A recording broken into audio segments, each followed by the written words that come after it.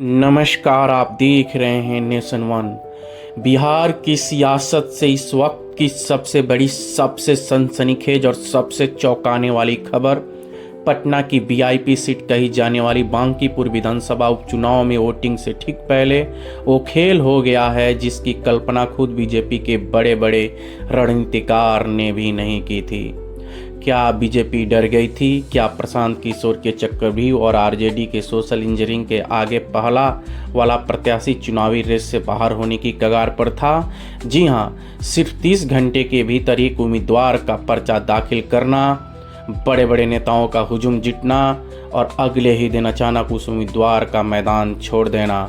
BJP ने आनन फानन में अभिषेक कुमार बंटी का पत्ता साफ कर नीरज कुमार सिन्हा को अपना नया योद्धा बनाया है। आखिर पर्दे के पीछे की वो कौन सी कहानी थी जिसने बीजेपी जैसे मजबूत संगठन को अपना कैंडिडेट बदलने पर मजबूर कर दिया? आइए इस मुकाबले की पूरी इनसाइड स्टोरी को डिकोड करते हैं और समझते हैं। बांकीपुर हमेशा से बीजेपी का अवैध किला रहा है। नितिन नवीन की खाली हुई सीट पर बीजेपी ने पहले अभिषेक कुमार बंटी को उतारा। मुख्यमंत्री सम्राट चौधरी से लेकर एनडीए के तमाम दिग्गज उनके नामांकन में पहुंचे, लेकिन 24 घंटे के अंदर ही कहानी बदल गई। आधिकारिक तौर पर कहा गया पारिवारिक कारण, लेकिन रणनीतिक गलियारों में चर्चाएं गर्म हैं। चुनावी हल्फनामे का पेंच सूत्रों के मुताबिक पहले प्रत्याशी के हल्फनामे में परिवार और शैक्षणिक जानकारियों को लेकर भारी कन्फ्यूजन था।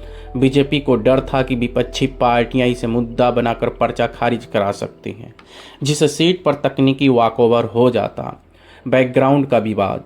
चर्चा यह भी है कि उनके पारिवारिक बैकग्राउंड से जुड़े कुछ पुरानी कानूनी पेचीदगियां थीं जिन्हें जनसुराज और आरजेडी भुनाने के लिए तैयार बैठी थी।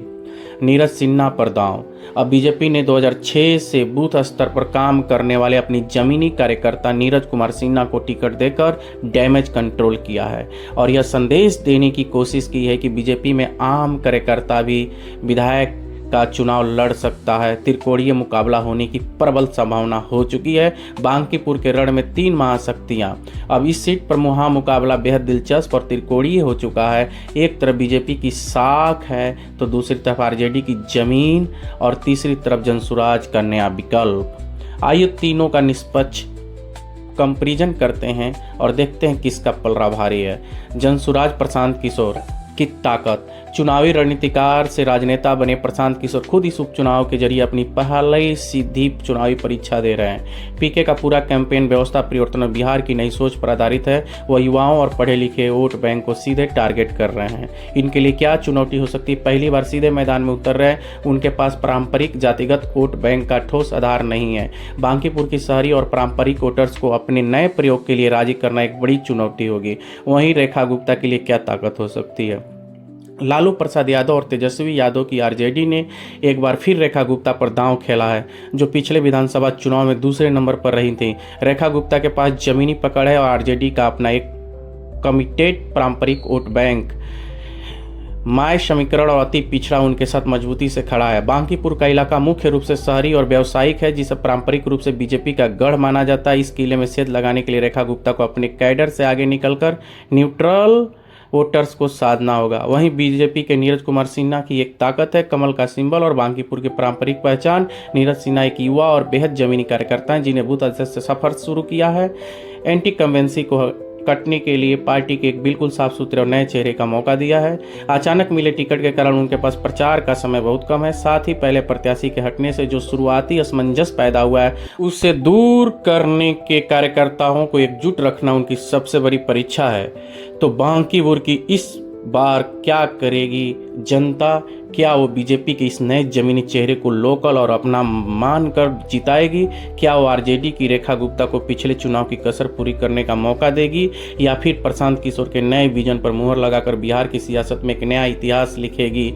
एक सवाल और भी आ रहा है कि भारतीय जनता पार्टी अगर बूथ स्तर के कार्यकर्ता को कहती है कि भारतीय जनता पार्टी किसी को भी साधारण कार्यकर्ता को टिकट दे सकते हैं, तो यह टिकट पहले चरण में भारतीय जनता पार्टी क्यों नहीं दी? आप खुद और स्वयं विचार कीजिए। यही राजनीति है। यह सिर्फ एक विधानसभा का चुनाव नहीं है, बल्कि 2025-26 के बदलते बिहार की सियासी मूड का लिटमस टेस्ट है। आप देख रहे हैं नेशन वन। निष्पक्षता और सटीकता का दूसरा नाम। खबरों का सिलसिला जारी रहेगा, बने रहिए हमारे साथ। नमस्कार, आप देख रहे हैं नेशन वन, राष्ट्रीय बात आपके साथ।